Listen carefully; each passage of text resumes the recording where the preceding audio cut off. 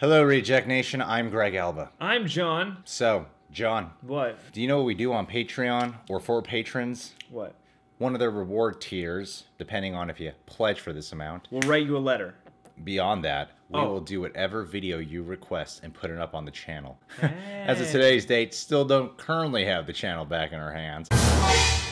So, John and I, we are going to do Natalie Doran's patron request today. She recommended anything from the Buzzfeed Unsolved Supernatural segments. Interesting. Ooh, I'm excited. And we went with one that could be a little movie related, which is the creepy real-life Men in Black. Are they these two guys? No, I think they work at BuzzFeed. I'm Ryan, that's Brent. This week on Buzzfeed Unsolved, we're covering the real-life Men in Black. Are they real? Are they as charming as their Hollywood counterparts? You know, watching Men in Black, I never knew it was based on a true story. Today we find out. The Men in Black are typically described as wearing black suits, being expressionless, cold, sinister, and in some cases, inhuman. The Men in Black seem to only talk to two kinds of people: those who claim to have seen a UFO and those who research UFOs. They present themselves as part of a secret organization, sometimes even producing a white card with a crest and the word security on it. And in some cases, they refer to each other by number rather than name. They threaten and scare people into remaining silent about their UFO encounters and or research.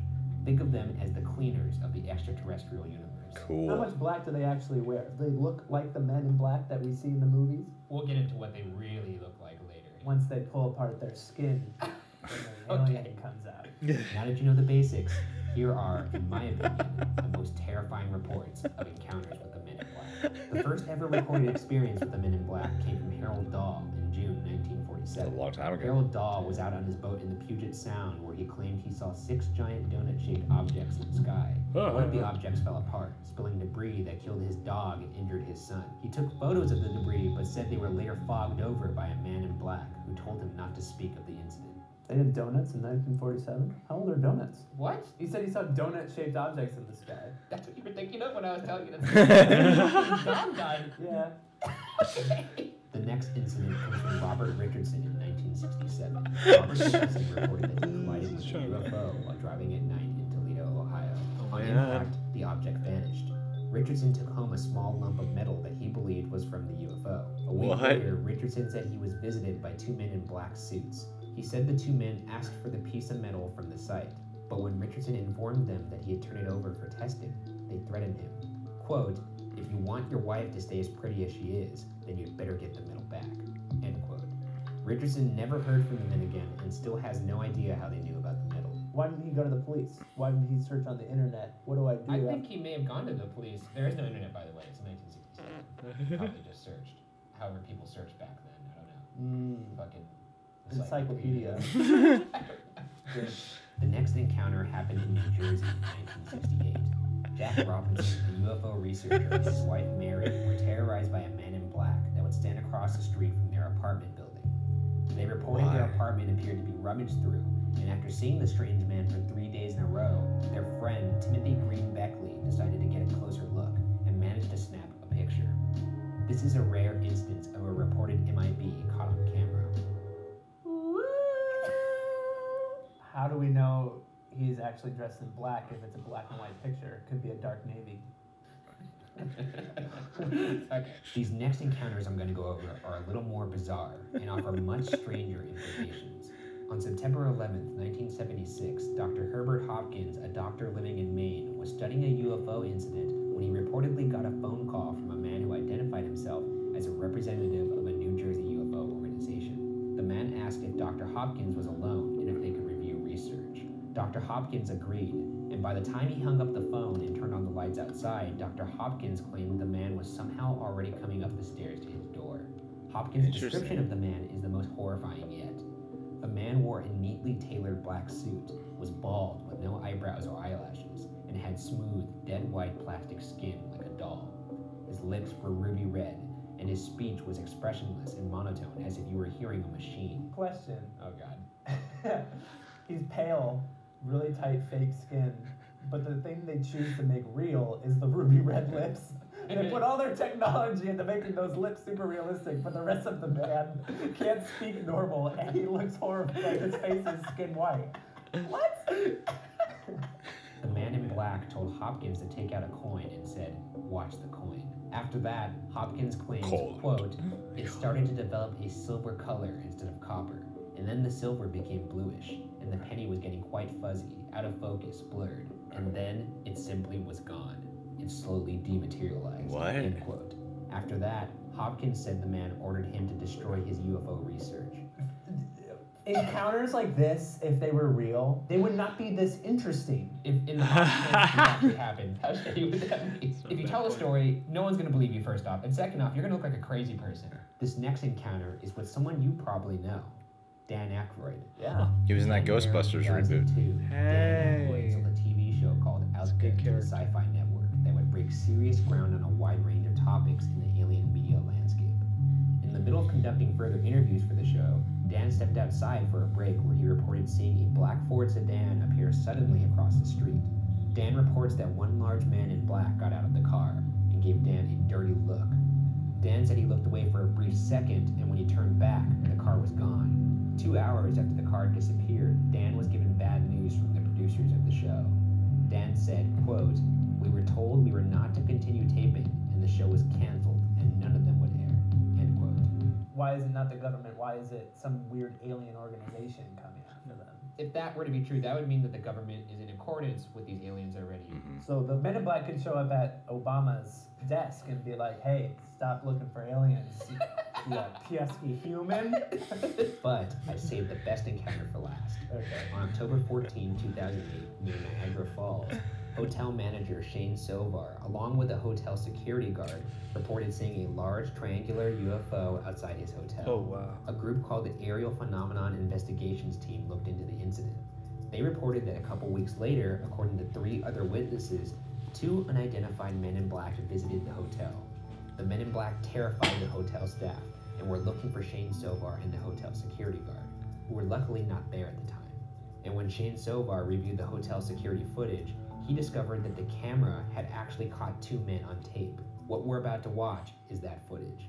No one's gonna die, are they? No.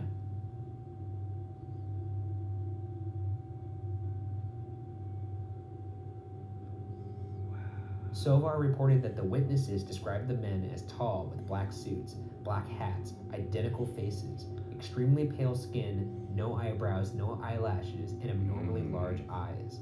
A woman who spoke with the men claimed that she felt that the men knew what she was thinking. Is this video proof that the MIB exist?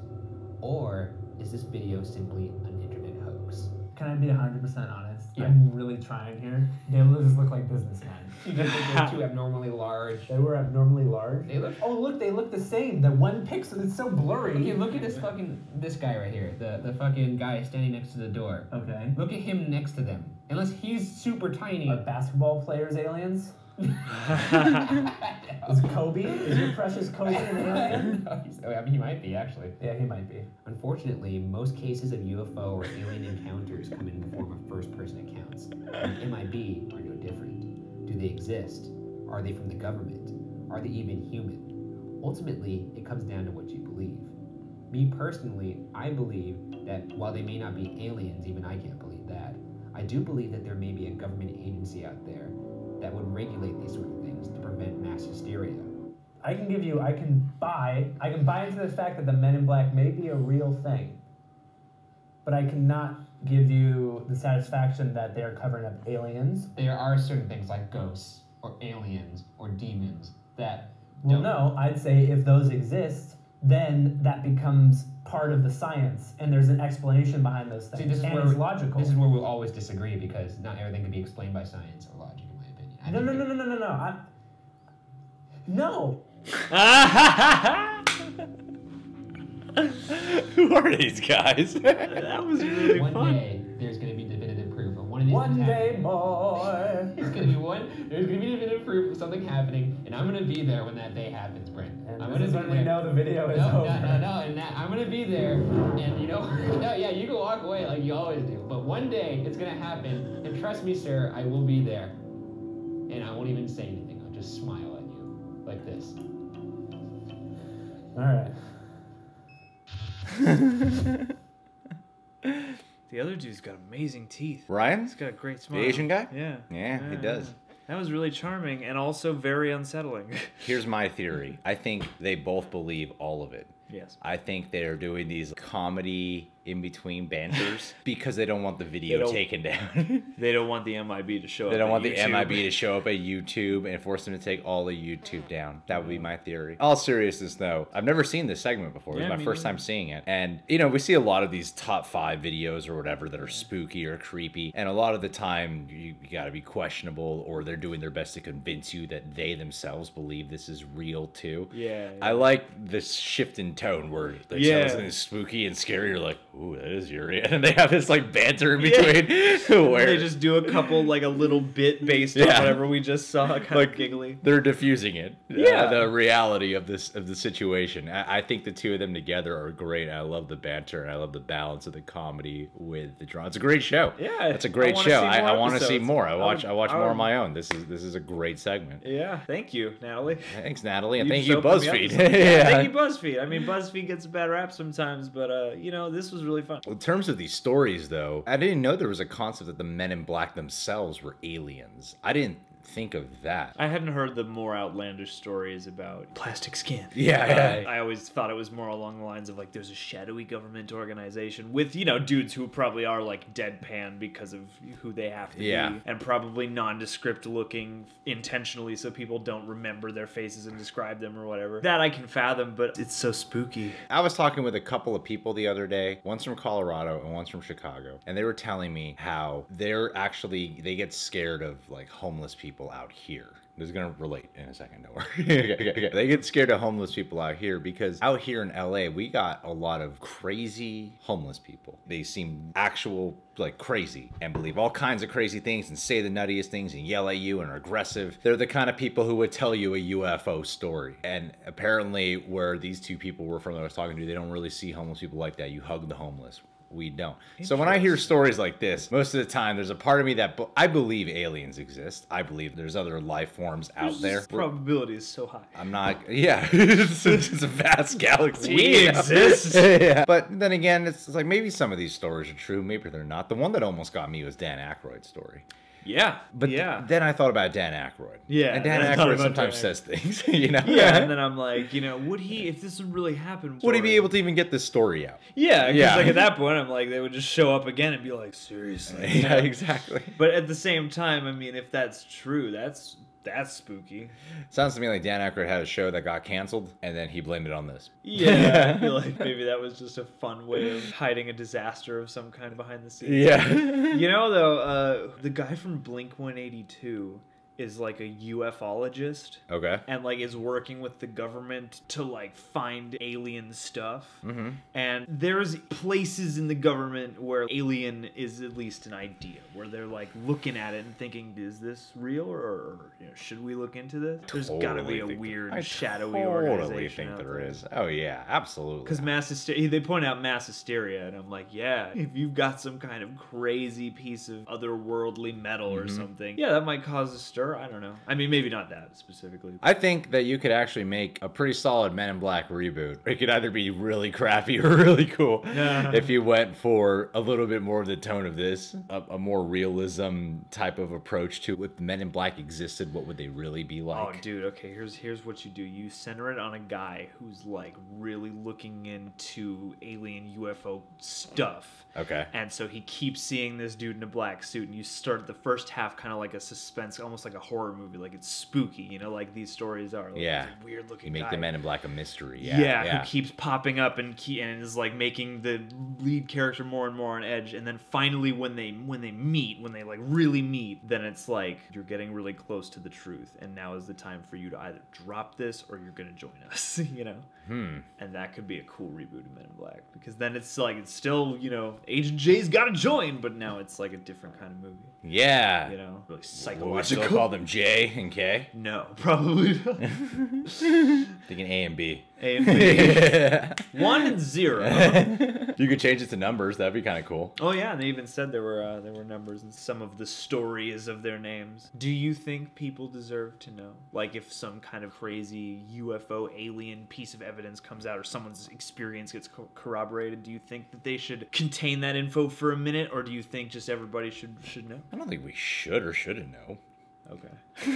It's like, what difference would it make in my life? Like, if I knew, what would it do for me? I mean, is there a reason? That would change There could create mass people's hysteria. perception of It reality. could. It could. And, yeah, it would change a lot. But I think it could also cause a lot of problems at this point. Yeah, that's what I'm saying. It's There could be, like, religious wars again. yeah, I mean, I'm there's like, already some parts of the world that have religious wars, obviously, but you know what I mean. because I think about stuff like this, and it all sounds very sinister, but it is a difficult debate. You're like, something like that would, like, abruptly blow people's minds. Yeah. Like, what would people do with that? It's like, you don't want to suppress information, but at the same time, is it too much? Right. It's weird. I don't know.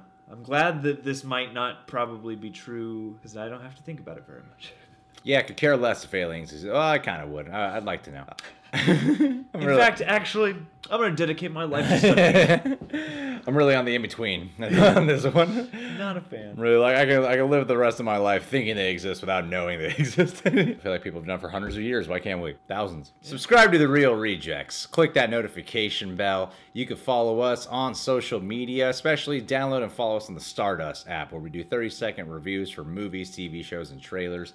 And also become a patron eject today, just like Natalie Doran. Thanks, Natalie Doran. Natalie Doran. She's going to be going to pubs Yeah. on Christmas. Christmas Eve. Christmas Eve. Christmas Eve. Christmas. Christmas.